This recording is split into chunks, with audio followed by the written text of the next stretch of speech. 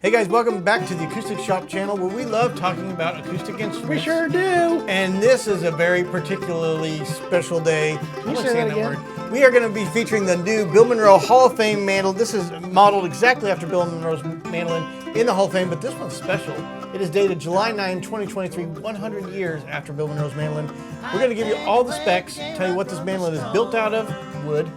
Spoiler alert. We're going to give you all the details on the specs, who this mandolin is for, kind of the backstory and how we ended up getting this mandolin. And then at the very end of the video, we are going to give you a full rating of it and a tone sample. So you're going to want to stick ahead of this video. It's very exciting stuff. What kind of wood?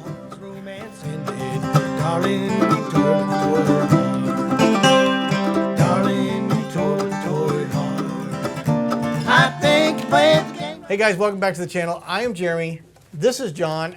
Before we get started, me and my mustache would like to thank you for all the cards and gifts that you've been sending. I think they were sympathy cards. It's more of a like, hey, sorry, Jer. We really admire that mustache. We've you? been getting so many calls, phone calls, the president even. Really? Very exciting. But if you guys haven't already got a chance to do so, please like and subscribe to this channel. If you do that, we can keep putting out more videos because more people see them, and that helps us keep this marketing campaign going. And we love talking about instruments a whole bunch.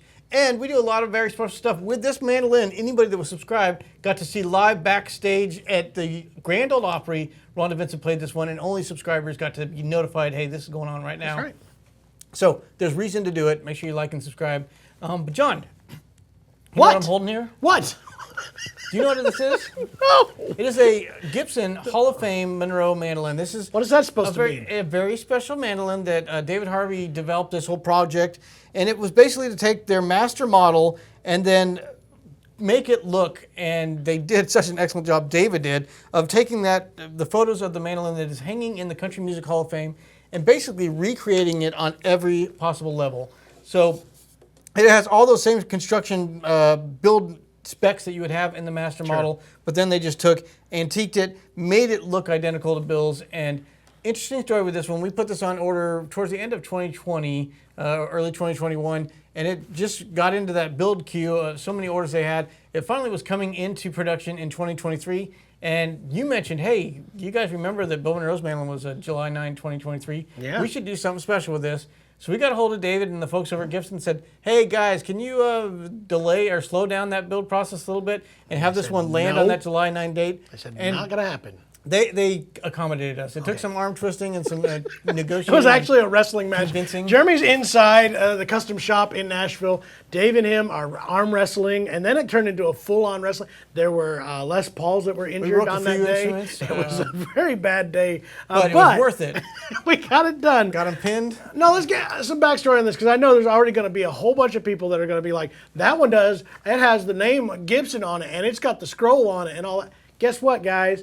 That's a totally different version of this mandolin. It's a different era. This mandolin is right now a copy of the most iconic mandolin ever built. This is the most famous mandolin in the world right now, owned by the father of bluegrass, Mr. Bill Monroe, and this is what his mandolin looks like at this very moment in the Hall of Fame. This was the way it was when he passed. This is what he played for quite a few years in this exact format. So this was painstakingly reproduced with every single detail done, and it is absolutely incredible. And we did a whole big project to go along with this to tell the history, the story of Bill Monroe's mandolin. We went and visited his homestead. We went to Nashville, talked with George Gruen. Oh, it was a great project. That video may or may not be out when this one gets released. If it is, we'll have a link in the description below. Be ready. It is really worth watching to see kind of the history of Bill Monroe getting his mandolin in a barbershop window, and that completely changed the course of music history in America especially, and created an entire genre that Bill may not have created without this mandolin. That's right. It changed Well, he his said playing. that. He said that when he discovered this mandolin, it changed everything for him and is what really made You couldn't make those same bluegrass sounds music. on the F-4 that he was playing before that. So it just changed the entire trajectory of his career. created a new genre of music that hadn't been heard before. And then, so it is totally fitting to honor that instrument with something like this. It's a very limited edition, and there's going to be blowback on why would you get something that looks like that and beat up. This is a very special project. There's certain instruments that are synonymous with their players, and this F-5 mandolin from 1923, Lloyd Loar mandolin, is Bill Monroe's mandolin. It is the icon of all mandolin players in bluegrass music, and so it's totally worth doing a recreation of it. I thought it was a great project. They're still talking about doing the Madmon version of that, which would have that scratched out Gibson in the headstock. There is a reproduction done. Ricky Skaggs has one called the Madmon, which was when he was mad at again, if you've not, Jeremy actually wrote a blog on this that is definitely worth checking out. There's a link to that down in the description below as well. Check that out because there's some really cool information of the story of this mandolin. This mandolin went through a lot. There's so many things. First of all, let's talk about Bill Monroe. This guy was notoriously wild. I mean, he knew exactly what he wanted from his music, from his band, from his lifestyle, everything, and it had to be that way. And when things didn't go that way, he made sure everybody knew about it. It's absolutely the truth. He knew his worth. Yes, and then so there's so many things that happened to this mandolin because of Monroe himself and what it was, and the Mad Monroe, which is when he was mad at the company Gibson and scratched their name off of it, broke the scroll. And that's one of the things that I think is the coolest. Jeremy was sitting there next to me yesterday, and I saw this. You can actually see where in this mandolin they put a new piece of maple where that curl is at the end there. You can see that divided spot. That's a detail that nobody would have. So Monroe's, if you guys aren't familiar with Monroe's mandolin, some of the history, we'll go quickly into some of the things that are on this mandolin. It went through a point where he sent it back to Gibson to get the scroll had broken off. He needed a neck reset and some fret work done. They kept it for like 4 to 6 months, and he was on the road traveling, and he needed this mandolin. He got it back. They hadn't fixed the scroll. They hadn't fixed the fret job. I think the only thing they did was the neck reset.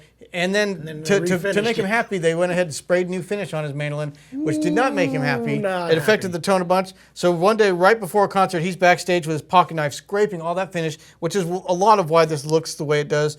Even though he played it a lot more, a lot of that was that pocket knife scraping that mandolin. And then that was when he was so angry, he just took his pocket knife to the headstock and took Gibson out of it. It just says the. Fast forward years later, they made up. Gibson fixed all the things that were wrong with it, put a new headstock veneer in it. And then a vandal broke into his house that was just outside Nashville with a fire poker, destroyed 2 Lloyd Loar mandolins that are sitting next to each other, next to the fireplace, and this was one of them. And literally, it was in 200 pieces. Gibson painstakingly put it back together. Charlie Darrington was the head of the mandolin department.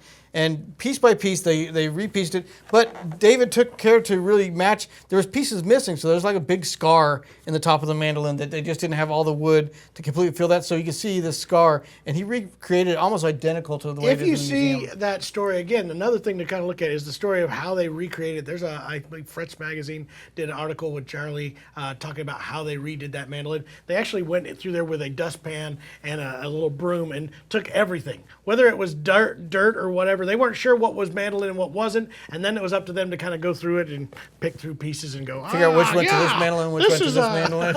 So yeah, it was quite the project, but they put it back together, got it to Monroe, and he finished his entire career till the day he died with his mandolin. The one that he created a genre with, stuck with him all the way to the end. So a historic, just storied history of this instrument. And then for them to recreate it almost identical was just such a cool project. And then it just worked out to our favor. And then luckily those guys really worked with us to say, let's do something very special. His was signed by Lloyd Loar July 9, 1923. Mm-hmm. This is July 9, 2023. And it has a label in here that is signed by Bill Monroe. Back in the 80s, they did a Bill Monroe mandolin. 90s. Yeah. They did a Bill Monroe model mandolin for Gibson. And it was his signature model. And they had him sign a bunch of labels. They didn't make enough mandolins to cover all the labels, so they still had a batch of those labels that were signed. So those labels they included in here, which I think is great to make this a very special one. So it's now the Bill Monroe Hall of Fame, but signed by Bill Monroe.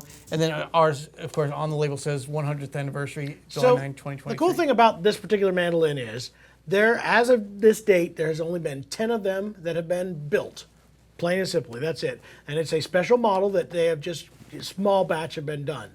Us getting this one dated at July 9th, 2020. I mean, It's just so cool. that takes it to a whole It's nother one and level. only in existence. On top of that, as like the icing on top of the cake, this has got to be one of the best ones. I played at least 8 of the 10 that are out there, 7 or 8 of them, including the prototype. And this thing is just a monster mandolin. And then again, that video should be coming out that we did. But another cool part of that is we went to Nashville on July 9th. Rhonda Vincent was playing on the Grand Ole What a birthday Opry. for this mandolin. So we met Rhonda backstage at the Opry. She said, "Can I play this on the Opry?" It got its debut performance. The first time performed and heard by anybody was on the Grand Ole Opry by Rhonda Vincent. So it's just such a cool project. We've talked about it, and you can tell how giddy we are about it. It's true. I've never been involved in such a cool project. Like we said, when we got it in here, we talked about, or right before we actually got it, we were like, well, it's a lot of money. We probably ought to get it sold. But I'm like, how many opportunities do you have to have that around and show it to people? I think that's the other side of this. We talked about this. You went to the Hall of Fame to look at Bill's mandolin, and originally they talked like, yeah, you know what we'll do is we'll get that out, and you guys can compare the two. So close. It was this close to happening. Really cool. But it didn't happen. But one of the saddest parts... I tried to give him the pitch. I'm like, it's just so sad that his mandolin's going to celebrate his 100th birthday behind glass and not be heard. And it didn't work. And it hasn't been, honestly, it's been like 5 or 6 years since that mandolin's come out of the case there. Ricky got to play it when he was inducted into the Country Music Hall of Fame. And that's the last time that it's been played. And I think that's such a sad thing. So that was part of our thing too. 100th anniversary reproduction on that date. Nobody's going to get to see that. We're going to pull it out. We're going to play it every once in a while. And I think that's what's going to be cool about this. So we want to invite anybody that wants to come in the shop and see this mandolin. Come see it in person. We'll let you play it. Obviously, you're not going to scratch it up too much. That's already been done for you. Where's this open invitation? Anybody can play it? We'll make sure that you know how to hold it first. But yeah, such a cool instrument. We're going to have it in the shop. But let's go through some of the specs of it. Just tell you what the basic Bill Monroe Hall of Fame, without all those extras of being July 9, how it's built and constructed differently than other mandolins, and then get into some of the other details. Price tag on this one, as it's a standard Bill Monroe Hall of Fame mandolin, they're going between $25,000 and $29,000. There's no set price because they are so limited that there's not a lot out there. I think the official sale price is $25,000 or $24,999. But I've seen them up to $35,000 online. $75,000. I might consider it, but all no. right, there you go. So this is obviously an F-style mandolin modeled after the F-5 Lloyd Loar build from 1923. Tone woods on it. It has a Adirondack spruce top and a maple back and sides. And David said they go through a lot to try to match up the top and back and sides. 2 Monroes, getting it close as they can to the flame and all that. Which again, it's those small details that make it really cool. It does have a maple neck, but it's kind of worn. It's got a speed neck, but it was more because Monroe played it so much that he had worn the finish off of it.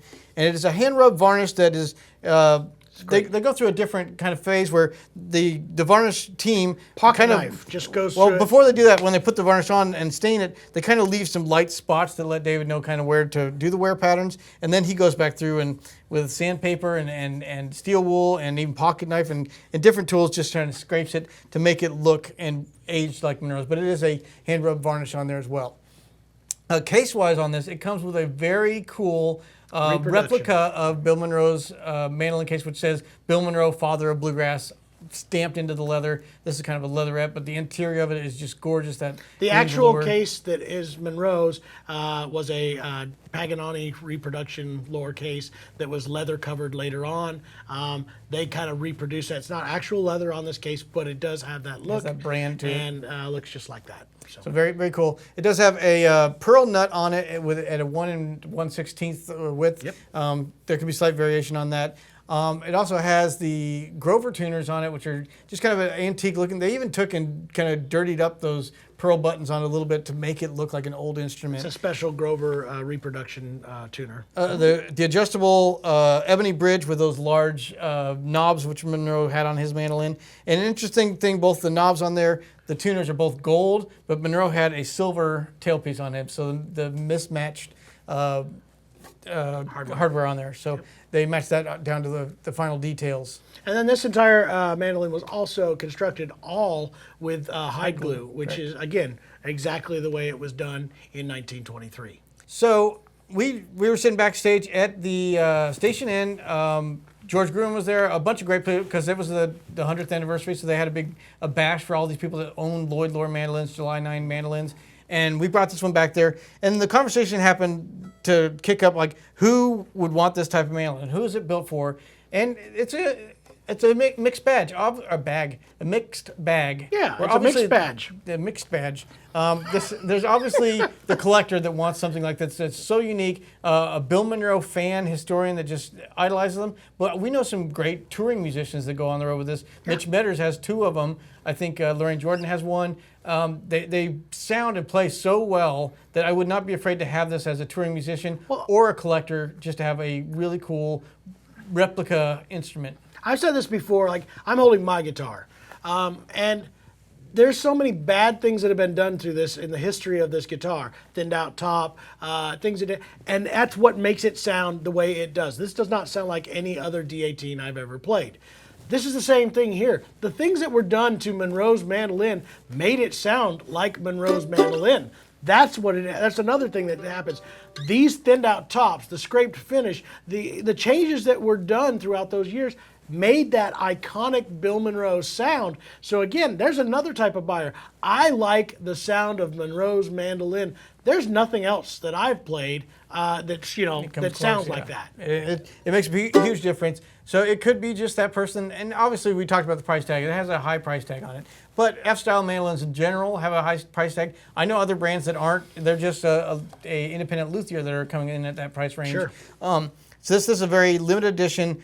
Also, we saw with the Bill Monroe mandolins when they came out, his signature mandolins have gone up quite a bit in value. It's not a bad investment instrument. And same thing with this. They only have so many of those labels in there that are signed by Bill Monroe. Again, this one being the only 100-year one is even better. But for a collector that's wanting an investment, a place to park their money, they keep going up in value. So 10 years from now, I imagine this will probably be worth at least 10 to 20% above what it was paid for originally.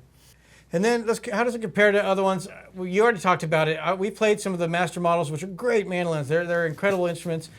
This has a different tone because of it's got so little finish on it. A varnish in general doesn't have much finish, and then take that much more off. Also thinning out some spaces of it just to make it kind of match the appearance is also making it more lightweight and responsive. And it has such a deep woody. I'm not having to use any force on my pick, and it's just popping.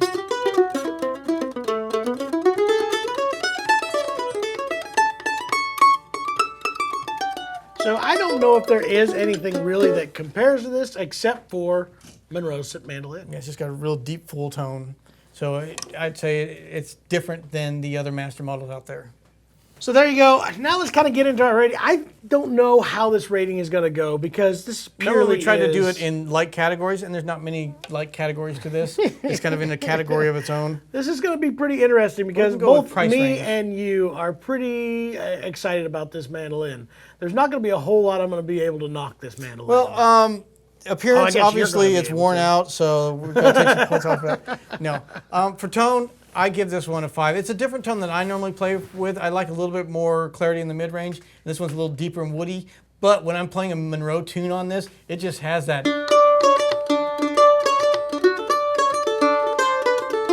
It kind of has that Ricky Skaggs, Bill Monroe tone built into the mandolin. So I still give it a 5, a little different from what I normally play. Absolutely.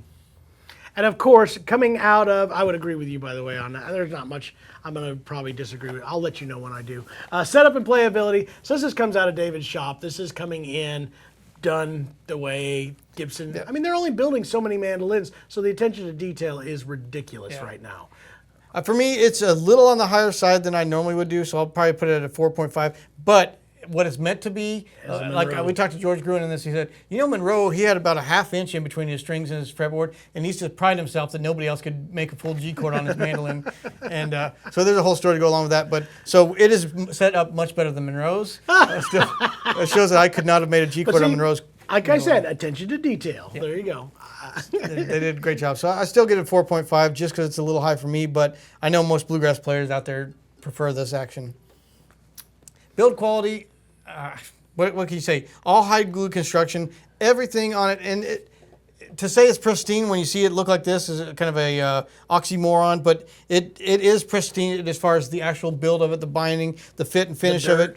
And then to go in and antique it the way they did, even that, the tailpiece it looks like it's really tarnished, like it would have been normally not forced to be tarnished. So I give all those details a 5. This is the top rating I think I might give on a mandolin. So build quality, 5. Yeah, and then you get into this last category. Aesthetics. Holy smokes. I sat and stared at the one inside the Country Music Hall of Fame for a good period. We got to go in there before the actual public could enter the museum, and got to spend some time staring at it. And I just looked at all the detail of his mandolin, and then when I saw this in person, it is matched as close as you could possibly be without just having a printer reprint it off for you. This is all really worn into the wood, and even just the fine finish on the edge of it where it's worn off just the way Monroe's arm would have held it. It's, I think, an easy 5. I give this an 8 out of our 5 rating. Wow. 5-star rating. There you go.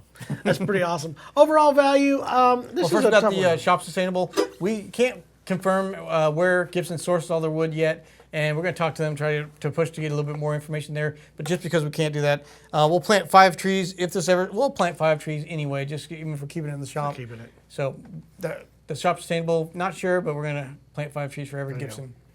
Overall value, this is a hard one because I've had people come in here that have already looked at this in the few days that it's been here, and it's been funny because other people, they look at it and go, "Oh my gosh, that's a lot of money! I can't believe that. Nobody should bet." And so there's that, and then there's the other ones that go in there and it's like, that thing is priceless. That is the coolest thing I've ever seen. In some context for people that aren't really into mandolins, those 1923 original Lloyd Loar mandolins are going for between $120,000 and $170,000. At the height of the market, they were going for $250,000. So there's a market for that particular F-5 mandolin built 100 years ago by Lloyd Loar, signed by Lloyd Loar. But there's also, obviously not to that price level, but there is a market for the rarity and collectability of this mandolin. But it's a hard one to say overall value because it depends on how much value you put onto a one-of-a-kind piece, and Absolutely. It's obviously a recreation. Some people think, who needs recreation? It's not really worn like the real one. Who wants one that looks like the real one when it's not the real thing? So it's hard to say. I think if I had the money, which luckily we have a music shop that could sustain it, but if I had the money, I would definitely own one. We know some people that have Mitch Metters purchased 2 of them. He sees the value in them. Such a limited edition sort of thing. I think they aren't overpriced for the amount of time and effort they put into building those. They're absolutely incredible. When you think the standard master model is the varnish finish one, I think it's going for about $20,000. So. Yeah. It's 18 somewhere. So $4,000 to $9,000 more to get the antiqued version of that. So I think overall value is pretty reasonable. Well, there you go. I didn't give it a point though. I'll give it a 4.5. All right, 4.5.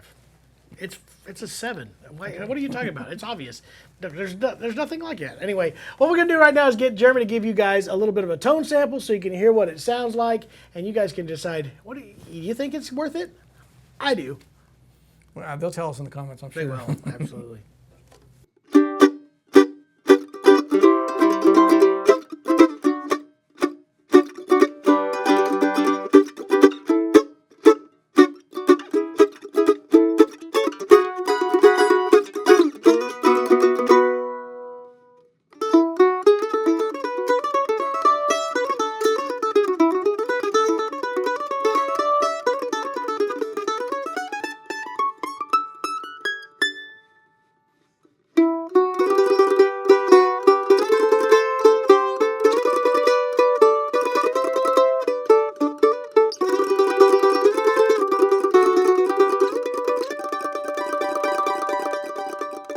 Well, John, you can tell I'm excited about this. I'm excited. Project we've been working on. I don't even like mandolins, and I'm excited. For almost a year, we've been working on getting this thing done. So getting it in the shop is so cool. If you guys would like to see some more Gibson content, and one of Monroe's first mandolins was an F7 mandolin that he played before he found this F5, but his was a short neck version. We did get, Gibson has reissued a F7 mandolin with the longer neck scale, so it moved that bridge forward a little bit. We made a video on that if you guys like to check that out. Click this link right here, this little thumbnail. I think I'm surrounding I'm so it. excited about it. I want it right now. Okay, you can play this for a little bit. Yeah, All right, I'll play this junker. Anyway, guys, check out that video. If you want to see more stuff on acoustic instruments, we will have that big documentary about Bill Monroe's mandolin coming out very soon, so make sure you check the link. We'll update this video as soon as we get that done. And thank you for watching. Make sure you subscribe, and we'll see you on the next video.